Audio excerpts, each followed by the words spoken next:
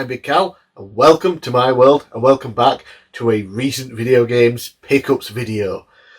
If you don't count the yearly one that I do for Dragon Quest Tober, which is Dragon Quest themed, it has been an entire year since I did a pickups video. A year! Mainly because I've been ill for most of that time, so yeah. But of course, I didn't stop buying games, and I have over 150 to show off in the next bunch of videos. 150. Obviously, these are going to be split up into multiple parts, as I like to try and theme the pickups videos, so based on particular systems or particular genre of gaming or something like that. So the first one here is Nintendo Switch games, and I have a lot.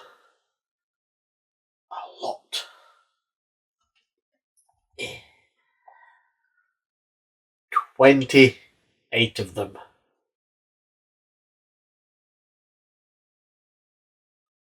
Yeah, a lot of Switch games. So let's just dive in and try and get this done, because this is the second time I'm recording this. I tried to record it last night at around 11 o'clock at night, because currently here in the UK we're getting a bit of a heat wave for a couple of weeks, and yeah, we don't get it that often.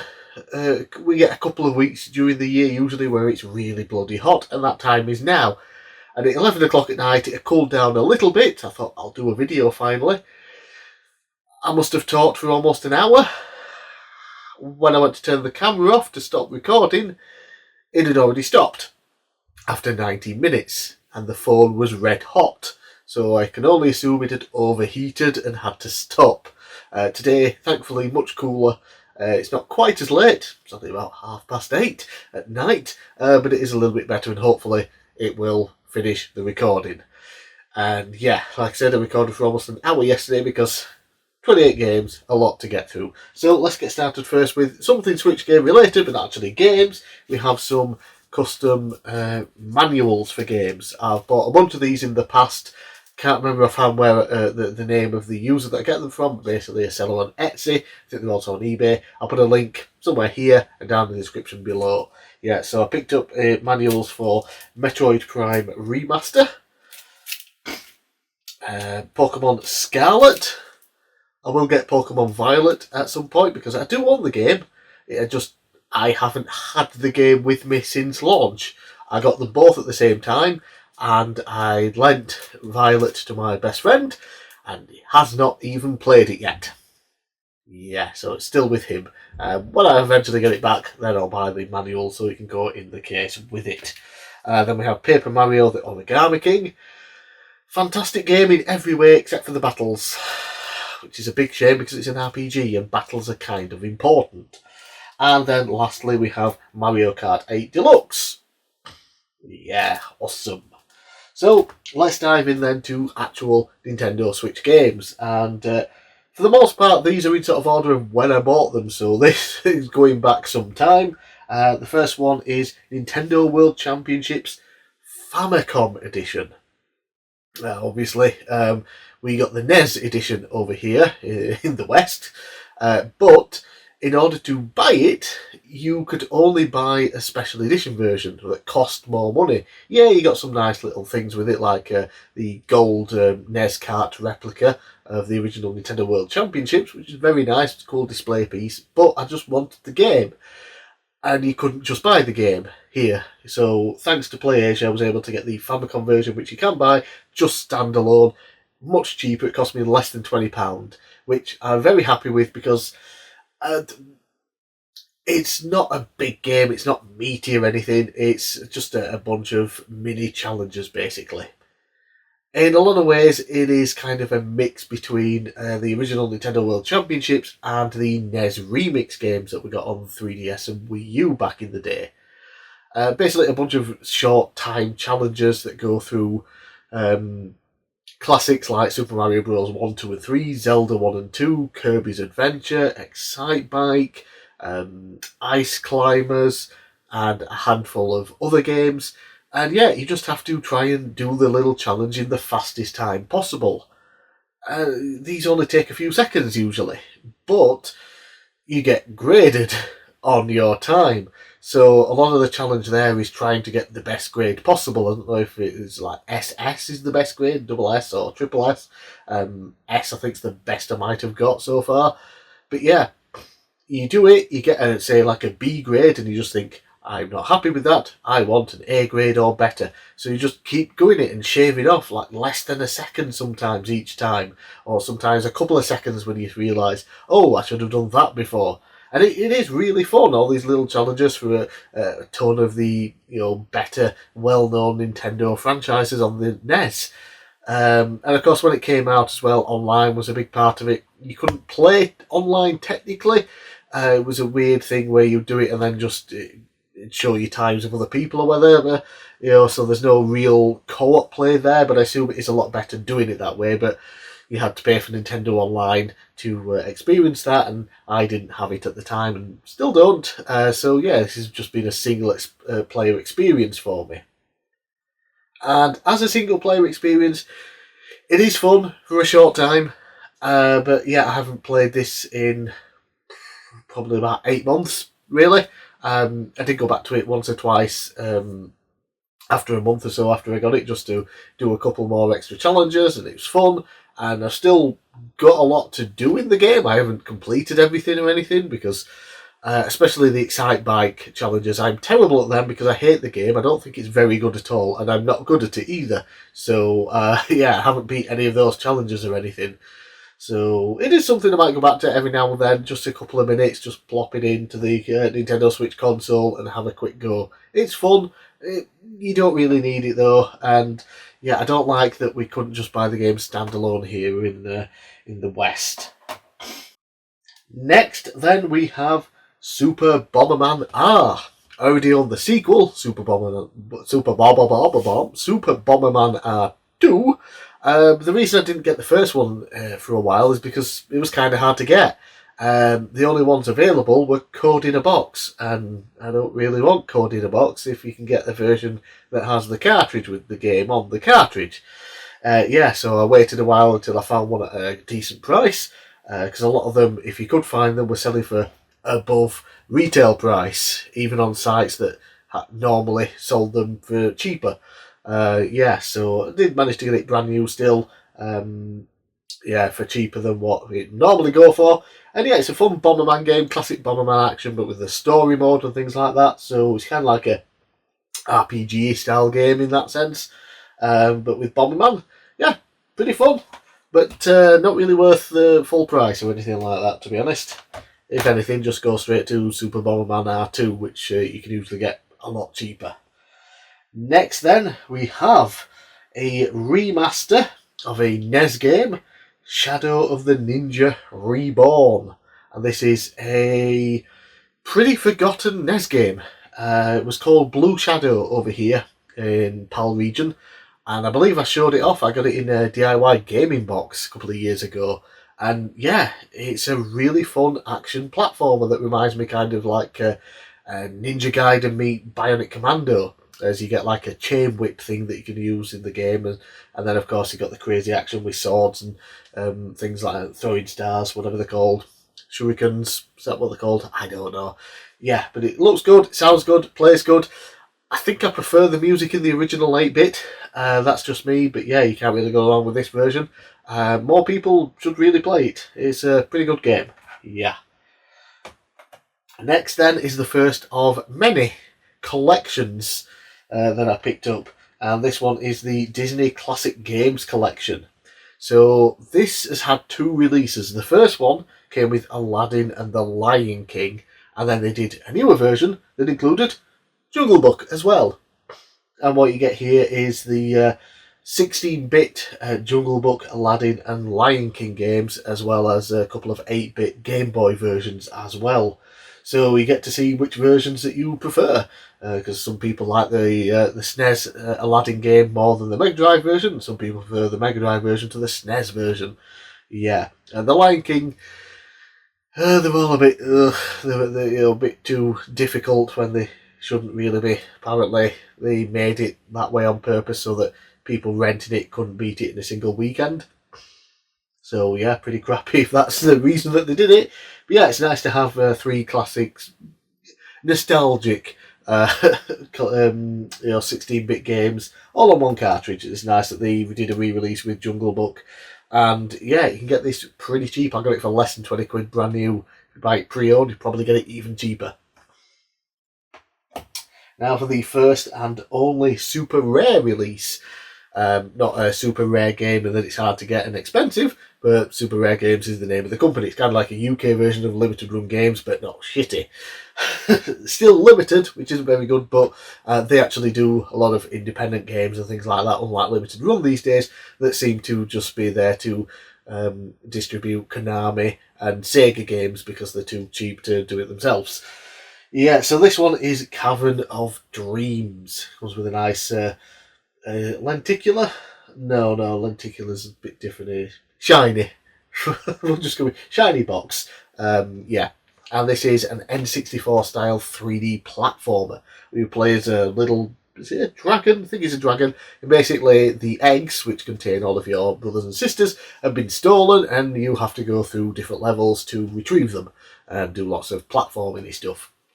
It plays, for me, a lot more like Banjo-Kazooie than a Mario 64, which is mostly preferred for a lot of people these days when it comes to N64 style platformers. So if that's your thing, definitely go with this. Obviously, it's still available digitally and usually pretty cheap. And on, I think it's on PlayStation as well, and it's on PC. So yeah.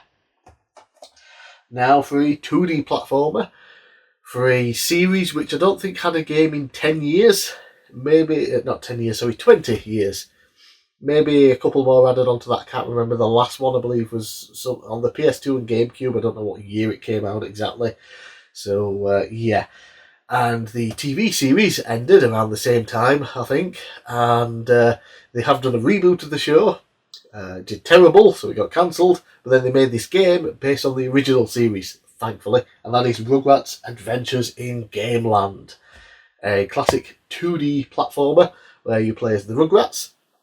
And basically, the Rugrats see an advert on TV for the new Reptile video game, and they want it, but they're smart enough to know they need money. So they go out in search of coins to collect and buy the game. And of course, they use their imagination for all the basic levels and things. So they go in the garden, yeah, it's like a big foresty jungle place. And you have to platform, kill enemies, and collect coins. And of course, Angelica is the main antagonist because she wants all the coins for herself. There is the 2D HD style graphic. No, that's HD graphics, but 2D gameplay. Not 2D HD, HD 2D. That's a completely different thing. Yeah, and then you can also switch to 8-bit graphics as well. And what's cool about that is they actually did an 8-bit version that you can play on an actual NES. Some issues with that. More on that though in a future video. Yeah. So yeah. Rugrats Adventures in Gameland. Fun 2D platformer. Pretty short too from what I hear. I haven't got a chance to play through it yet because 150 games plus. Yeah, a lot to go through. Haven't had a chance to play through everything as of yet. Next then we have another 2D platformer, but from the 16-bit sort of area. This one came out on Game Boy Advance. It's now got a modern re-release, and that is Ninja 5-0. Or Ninja Cop. I think in Japan and Europe, so that's what I knew it as. And yeah, it kind of plays sort of like a Ninja Gaiden-y style game. Ninja Gaiden and Shinobi, sort of a mix between them. It stands out a little more on its own, and it's really fun. You get the Japanese version in here as well, although I don't know if there's actually any difference between the two, but they're bundled together, so that's cool. And the cartridge was getting kind of expensive as well, so it's nice that they got a re-release on modern consoles, and I think they also did a Game Boy Advance cartridge too. But yeah, I just picked up the Nintendo Switch version, and yeah, pretty fun platformer. Lots of action with ninjas. Next is a Star Wars title, and the first of many limited run game releases. Sorry, not the first, we just had the first. It's too hot, I can't think properly. Yeah, so this is Star Wars Dark Forces Remaster. Dark Forces was a first-person shooter, came out on the PC back in the day, the PS1. Don't know if it made any other systems, I don't know if it came out on the Saturn or anything like that. But yeah, really, really fun game. It's got its own story and everything, and it's the beginning of the Kal Katarn saga. He was also in the Jedi Knight games, which is where I knew him from to begin with, on the GameCube and the Xbox. So yeah, just be warned, you do not become a Jedi in this game. So it's all strictly guns and other type of weapons. Yeah, you you do not get a lightsaber, and it's perfectly fine without it. Really, really fun game. I haven't played this version of it yet, but before it was announced, I was in the mood for playing through the game, and I downloaded a fan-made HD mod for the PC release that I own, and it was fantastic. I had a blast, and then they announced this, and it looks almost the same.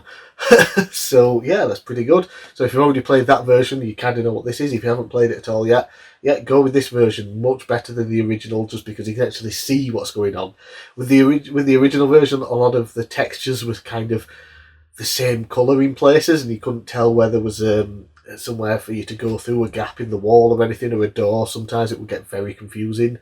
Yeah, so you want to play one with a bit more modern graphics so you can see what the bloody hell you're doing. Right, next then we have the 20th anniversary edition of Beyond Good and Evil. This is a game I've been wanting to play through for years. I bought it fairly early on into my collecting days, around 2009 maybe, for the PS2.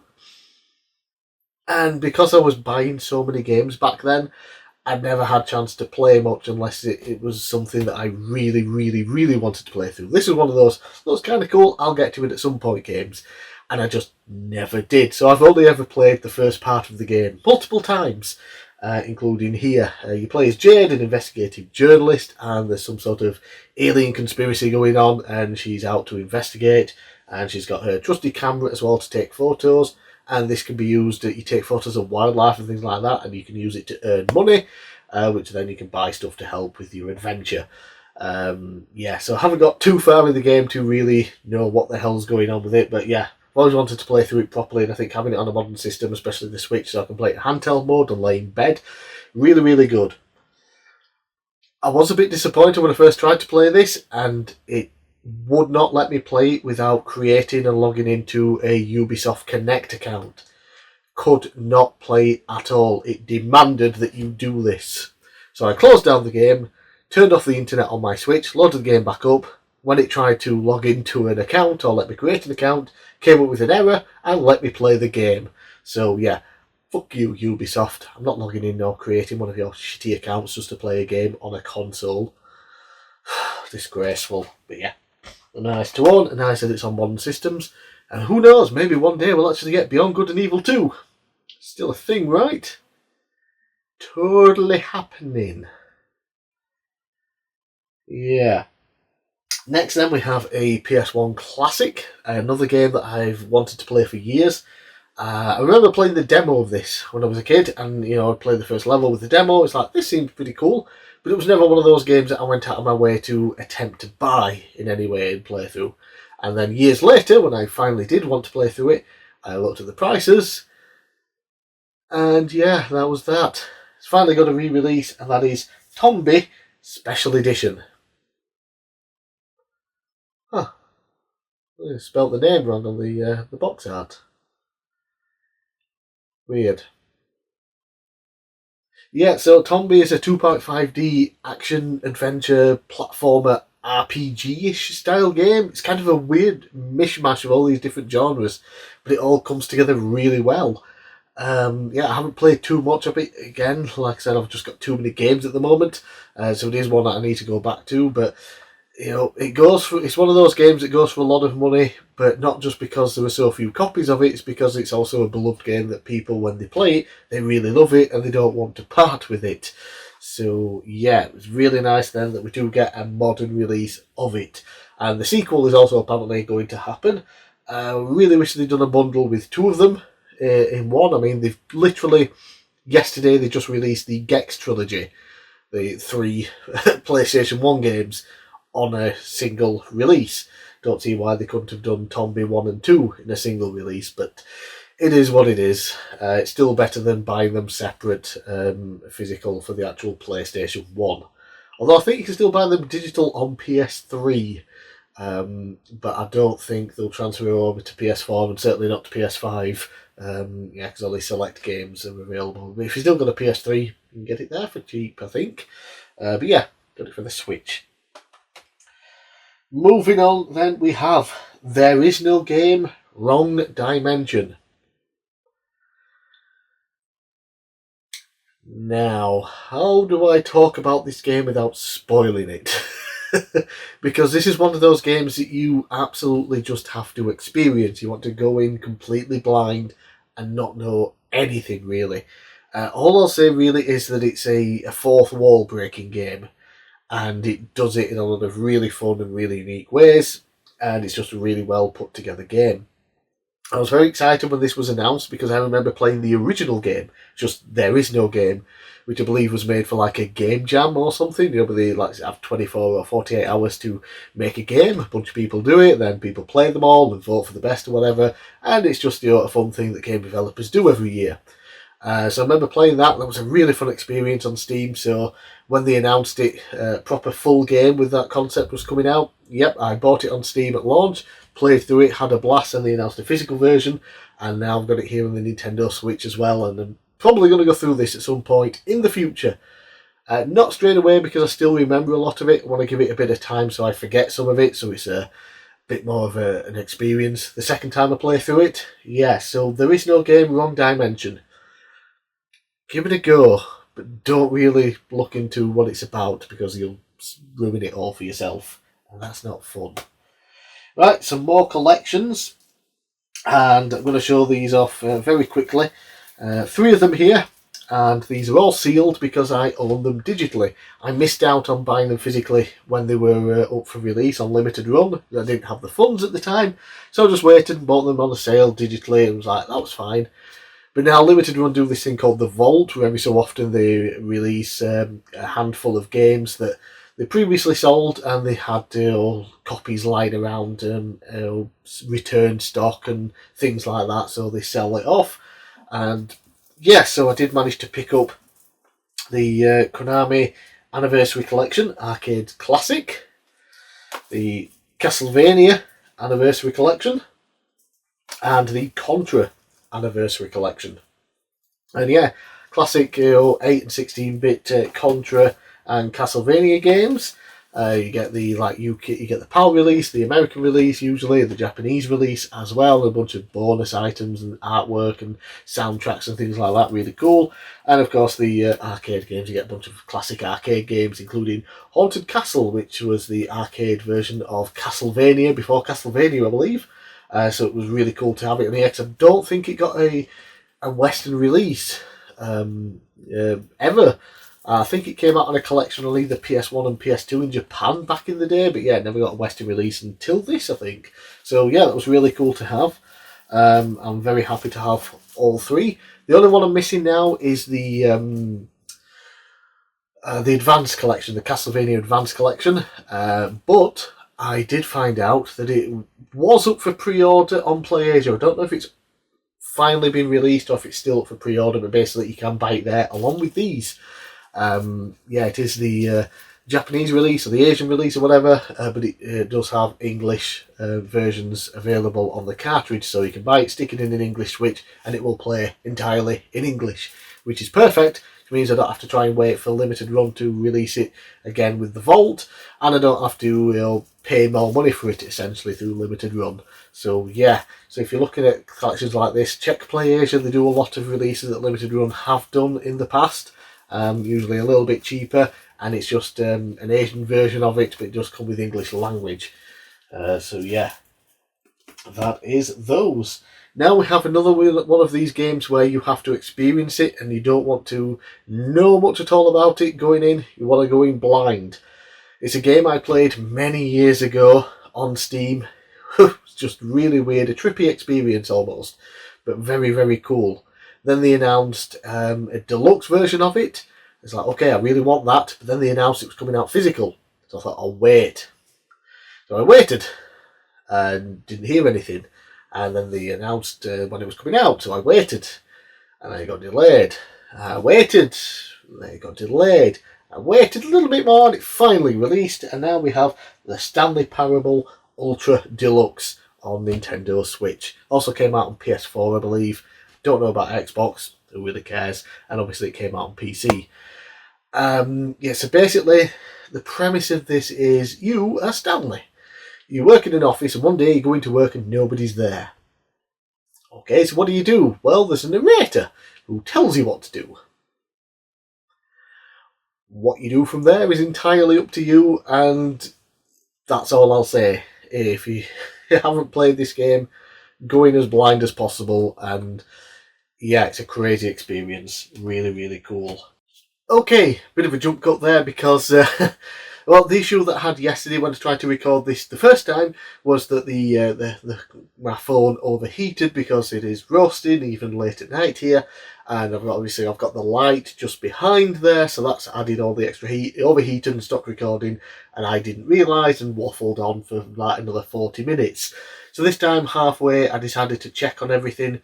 It got 27 minutes in, and there was a warning message saying that it was overheating and it would soon stop recording to prevent any damage to the phone. So, yay me for deciding to check on that and waiting.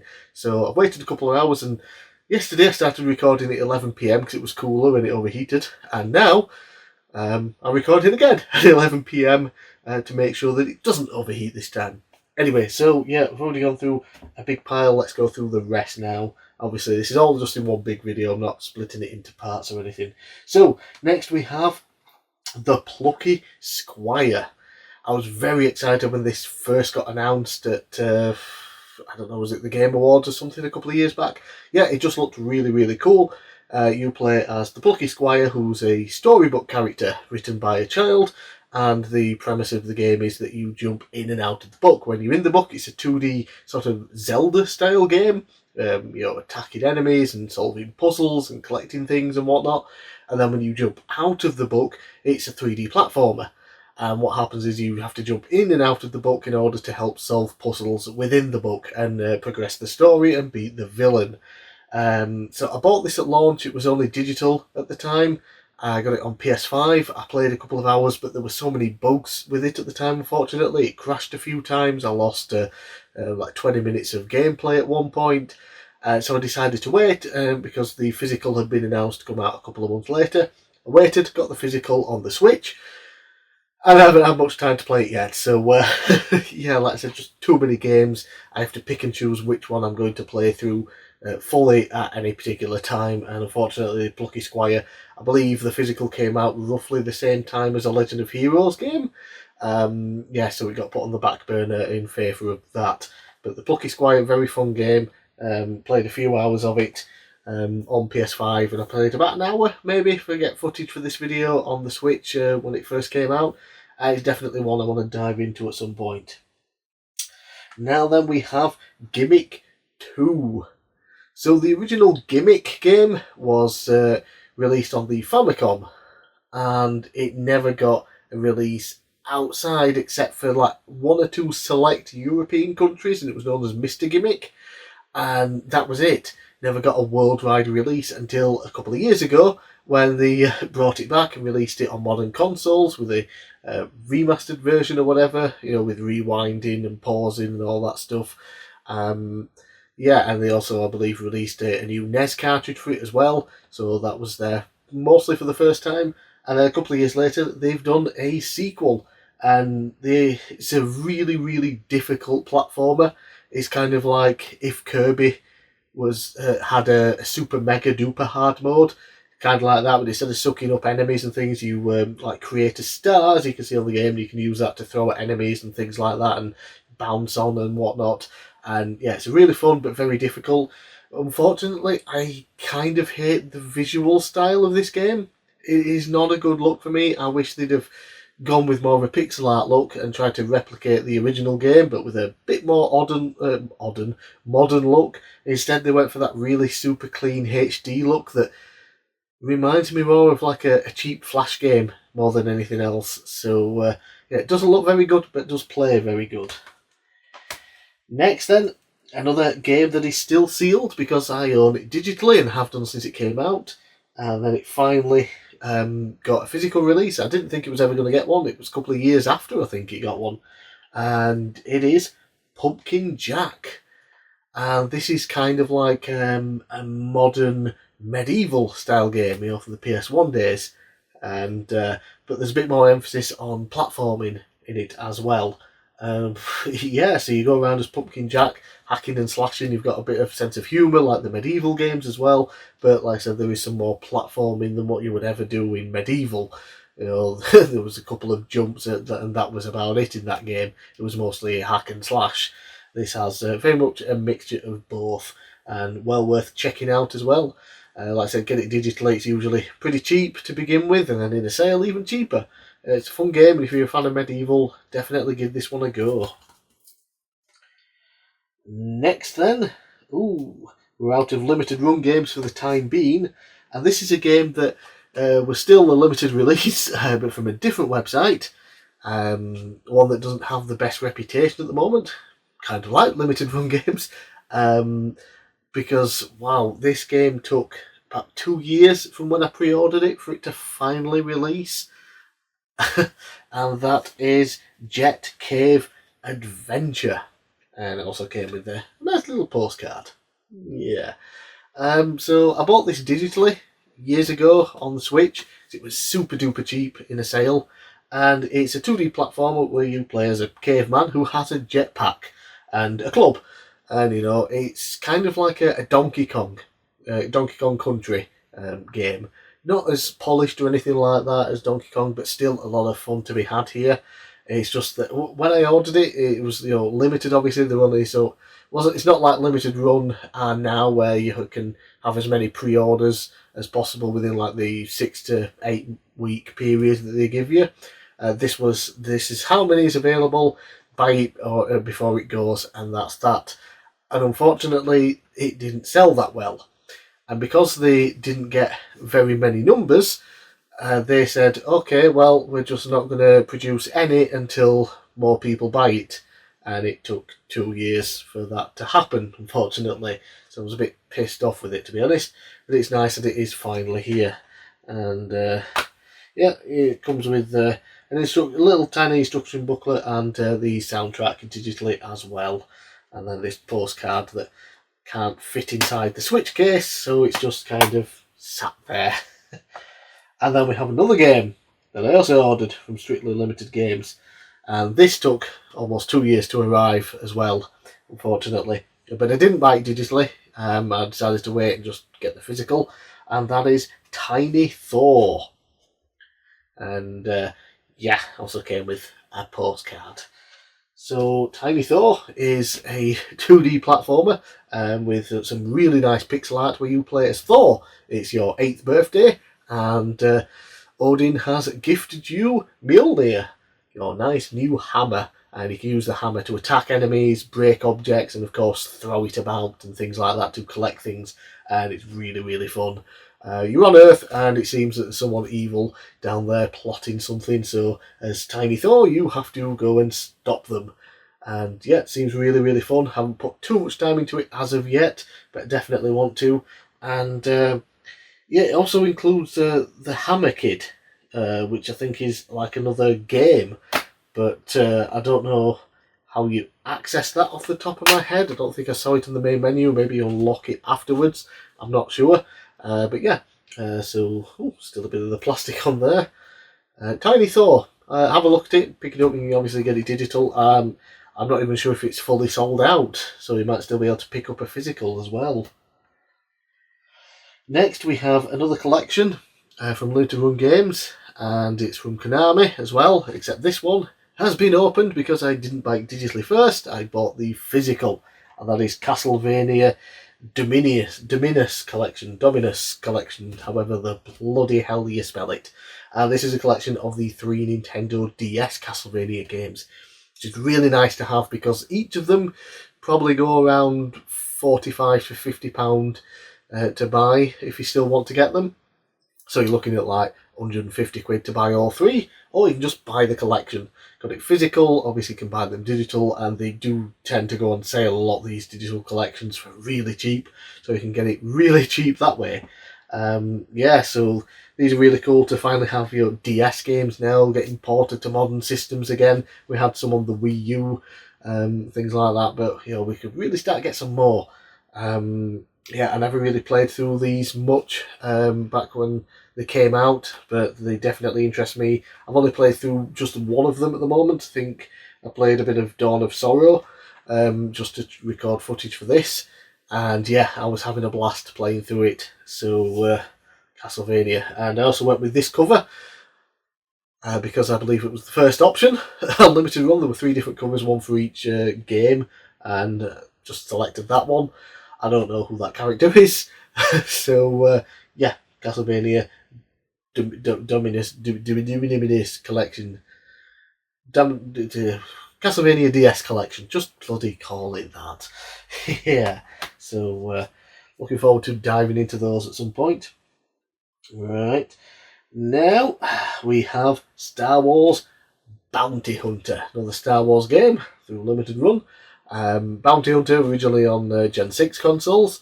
And you play as Jango Fett, the not quite the father of Boba Fett, because technically Boba Fett's just a clone without the accelerated process that the clone troopers got.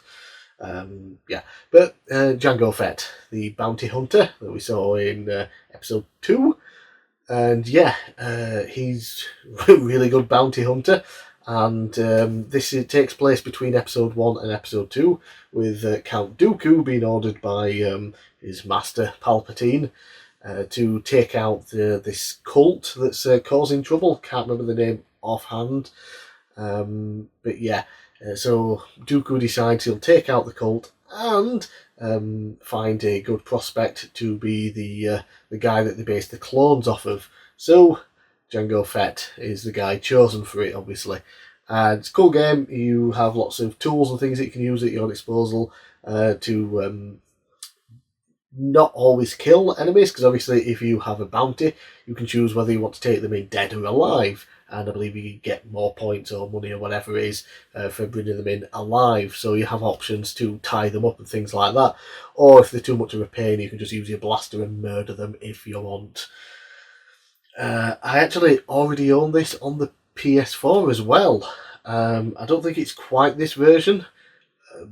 That was also from Limited Run years ago, but then they did this next re-release and released it again on systems. I think this is technically supposed to be a remaster, whereas the other one was just the PS2 port.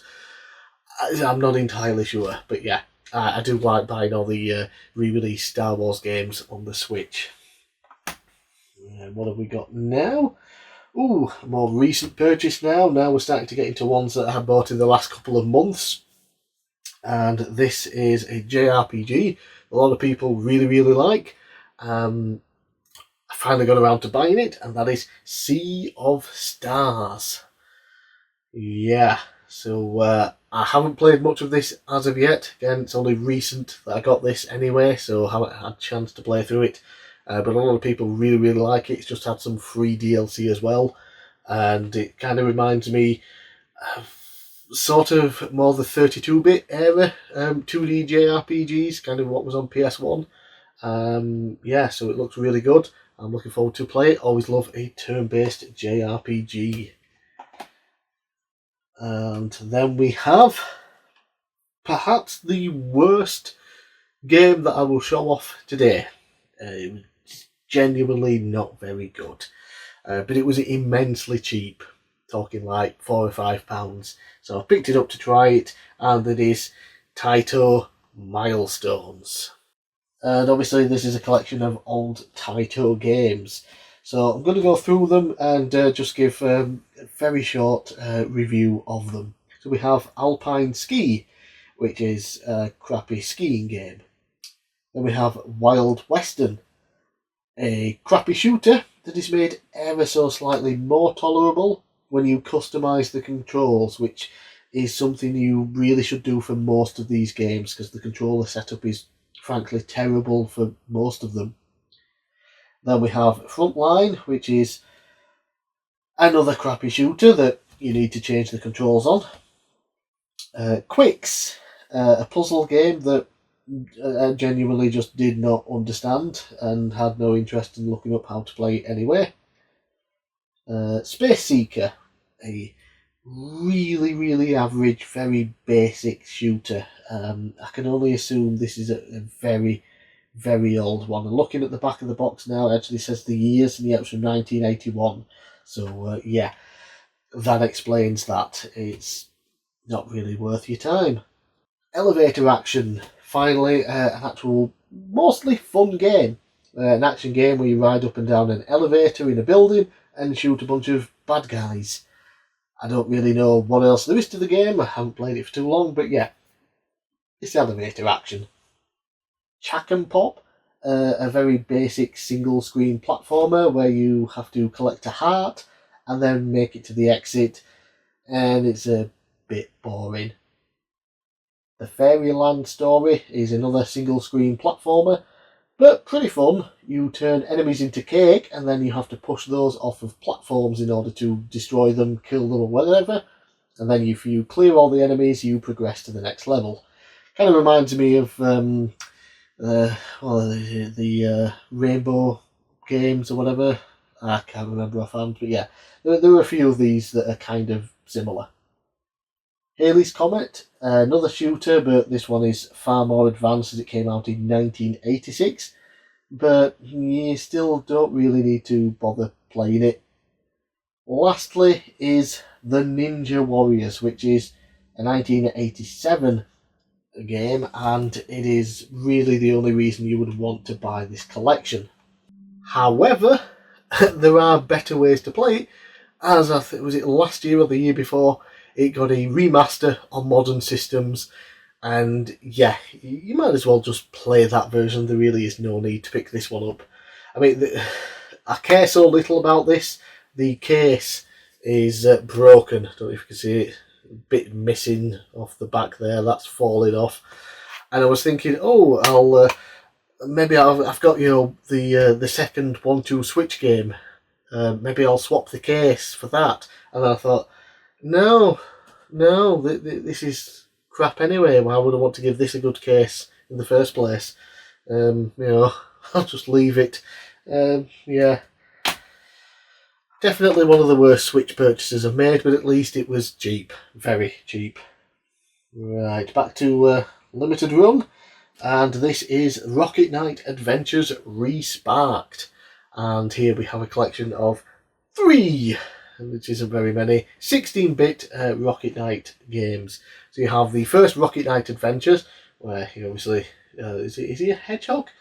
Whatever, he has a sword, he runs really fast, and you have a rocket pack that you can use to boost around, and it's really fun, a little bit difficult at first, takes a bit to get used to and how you need to position yourself, but yeah, a lot of fun to be had there.